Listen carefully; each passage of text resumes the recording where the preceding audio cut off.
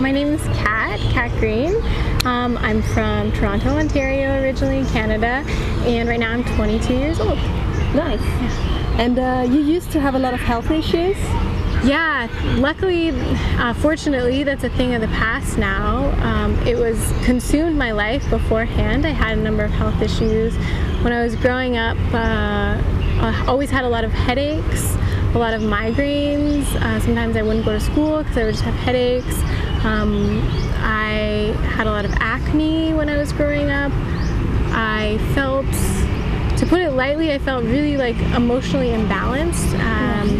I suffered a lot through my teen years, being depressed and just not feeling good, not feeling great about life. You know, I'd have good days, but then I'd have really, really bad days. And a lot of the time just feeling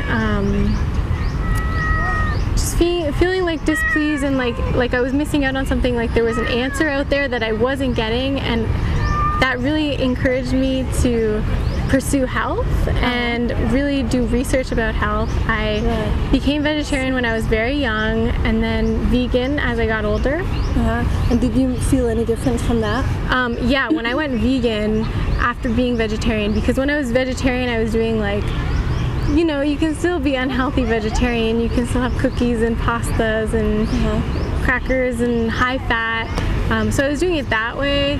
And when I went vegan, I cut out all like processed stuff and sugars, and that was like a total shift in consciousness came about with that too, because it was just like, you're so clean, you're detoxing, you're cleaning yourself out, and I just felt amazing.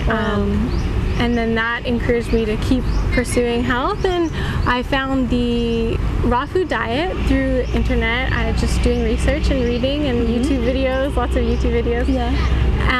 And I just, I remember when I found someone talking about raw food, I was like, oh my gosh, this just makes sense. Like everything resonated so highly with me.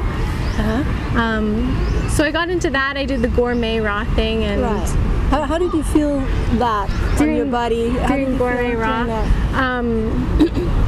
I felt that it was very delicious, but I also found that it kind of went south because I was still having a lot of things that were addictive and stimulating, like spices and salt, high fat diets that were really would leave me feeling lethargic, ultimately. And you don't want food to make you feel lethargic. You want it to be what it's supposed to be, like energizing and supportive, health supportive, and it wasn't feeling that way. So I kept researching. I was like, I know there's an answer out here, and I came across 80-10-10. I came across someone talking about Dr. Doug Graham, and then I read that book, and it was like the light switched finally, and I haven't looked back since. Like I haven't been doing anything different. So how long have you been raw or 80-10-10 by now?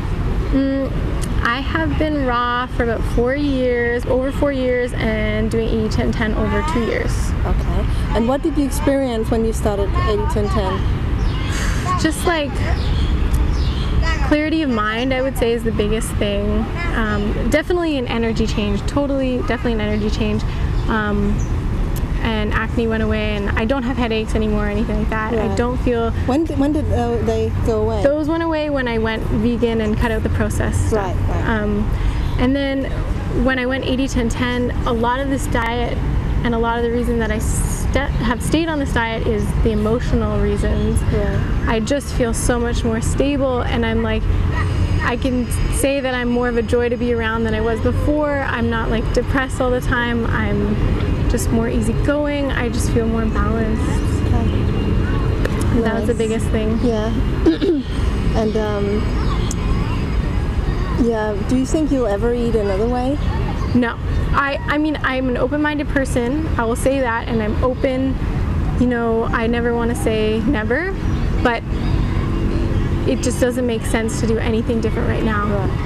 It just doesn't make sense. And if you were to give a good advice to somebody who's going to try this diet and want to heal something, what should that advice be?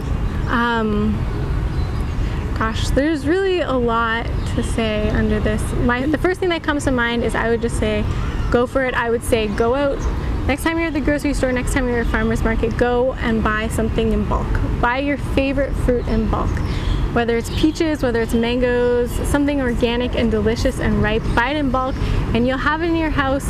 And trust me, people think to start off with, oh my gosh, a mono meal of like 10 mangoes, that's so much. But you'll do it. If it's in your house, you'll do it. And you'll choose those mangoes over the cookies in your pantry or whatever else there is. So that's one really important thing. Another really important thing that's changed my life is drinking more water. It's so simple, and the best way to start my day is a liter of water. And I can't tell you, that's really transforming. And what else would I say? I would say get connected with other people who are interested in doing this diet. I mean, today we're out, we're having a fruit picnic at the park, and there are communities in every part of the world. If you're not into like hanging out with these people right away because you're nervous about it, there's online forums, there's 30 bananas a day, there's all these websites out there that you can start building communities, and that's really important because there's a lot of people in the world that will tell you otherwise, and it's nice to be supported by other people who are in the same path. And you have done a cookbook or a recipe book? Yes, well, an uncooked book. Uncooked book.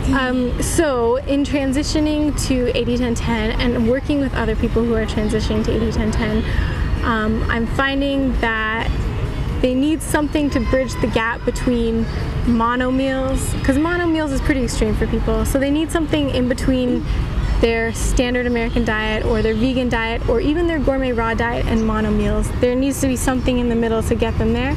And so my recipe book kind of gives them that support they need, you know, eating a little bit more. I call it like gourmet 80-10-10, right, where you can still have like pasta dishes and things like this, but it's all low fat. There's no nuts in it. There's no salt in it. There's no gluten, none of that. And if anybody wanted to get this, where can they get it? Yes, I'll have a link below where you can purchase it. Yeah, okay. There's over 60 recipes. It's really pretty affordable for 60 recipes. Nice. Yeah. Well, thank you so much for sharing your story. Thanks, Louise. And yeah, all the best and love luck. Thank you. Khop khun ka. Bye. Thank you.